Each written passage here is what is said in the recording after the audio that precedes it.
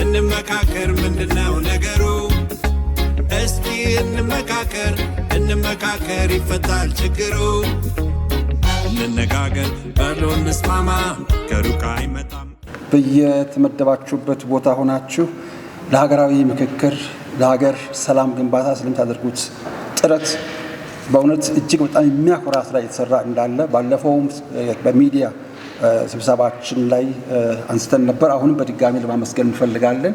ሀገራዊ ምክክሩ የሁላችንም ስለሆነ የኢትዮጵያውያን ስለሆነ ባለቤቶች ስለሆናችሁ ስለምታደርጉት ጥረት እንዲያው የበለጠ ማጠናከር እንድትችሉ ማበረታታት እፈልጋለሁ። ሶስቱ ጥያቄዎች የመጀመሪያው እዚህ እንዲካሄድ ስታስቡ አካታችነትን ጥያቄ ውስጥ አያስገባም ወይ? ተአማንነታችሁስ ምን ያህል ይሆናል ላላችሁት መሰረታዊ ጥያቄ አካታችነት ከአንድ ሀገራዊ ምክክር ዓላማ ጋር የሚያያዝ ነው። አካታችነት ወይም ኢንክሉሲቪቲ እንደ ኢትዮጵያና እንደ ደቡብ አፍሪካ ያለው መሰረታዊ ሁሉን አቀፍ ሲሆን ሁሉንም አካታች ለማድረግ ሙከራ ማድረግ ነው፣ ማካተት ነው። ስለዚህ ለዚህም ነው አሁን ጥረታችን የሚቀጥል ነው። ቀደም ሲልም የተነገረ ነው።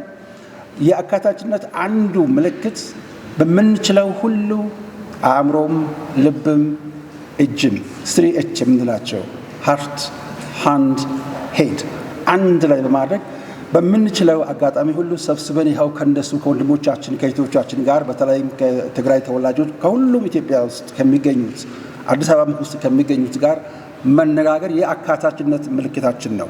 ግልጽ ማድረግ ያለብኝ አንዳንድ ሀገሮች ለምሳሌ ለአጭር ጊዜ ሀገራዊ ምክክር ሲፈልጉ ለምሳሌ ሱዳን ተካሄደው ግብጽ ተካሄደው ለአጭር ጊዜ ስለነበረ ያነ እጅግ በጣም ውሱን የተወሰኑ ክፍሎች ብቻ ነበር የተሰበሰቡበት።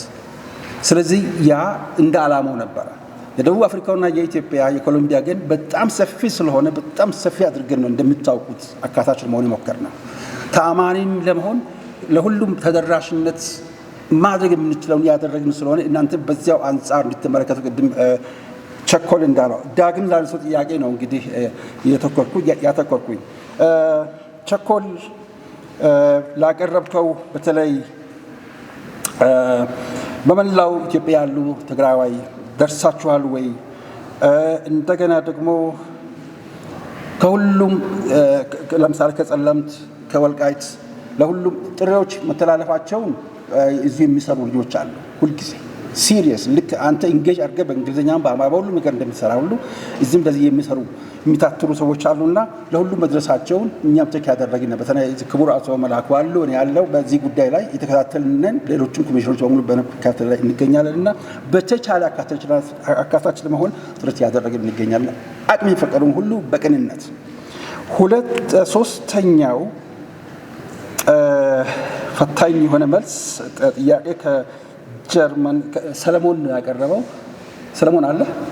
እሺ ሰለሞን ፓርቲዎችን ጥያቄ ጠይቀው አንዳንዶቹ በጎ ምላሽ መልካም ጥሩ ጅምር ነው ከምንም ይሻላል፣ ሌሎቹ ጥርጣሬ፣ ሶስተኛው እንደውም የሰማነው አይነት እነዚህ የሰው የተፈጥሮ ባህሪያት ናቸው። ሶስቱም ልክ ናቸው። ምክንያቱም መጀመሩ በጣም መልካም ነገር ነው። ካለ መጀመር ይሻላል። በጥርጣሬ የተመለከቱት ሰዎች ልክ ናቸው። መጠራጠራቸው ምናልባት ምን ያህል እዚሁ ቢካሄድ ኖሮ ጥሩ ውጤት ማምጣት ይችል ነበረ፣ እዚሁ መቀሌት ስላልተካሄደ ብሎ ማለታቸውንም እኛ በበጎ ነው የምናያቸው። ዝም ያሉትን በበጎ ነው የምናያቸው። ምክንያቱም ወደዛም ለመሄድ እንደምታውቁት ለሁሉም ጊዜ አለውና፣ ስለዚህ ያም ጊዜው ሲደርስ እንደ ፈጣሪ ፈቃድ ከእናንተም ጋር ሆነን እዛው እናካሄዳለን። ቀደም ሲል የተጠየቁ ጥያቄዎችን በሚገባ ስለመለሱ በዚህ እናብቃ። ስራችን እንደጀመርን እንቀጥል። አመሰግናለሁ።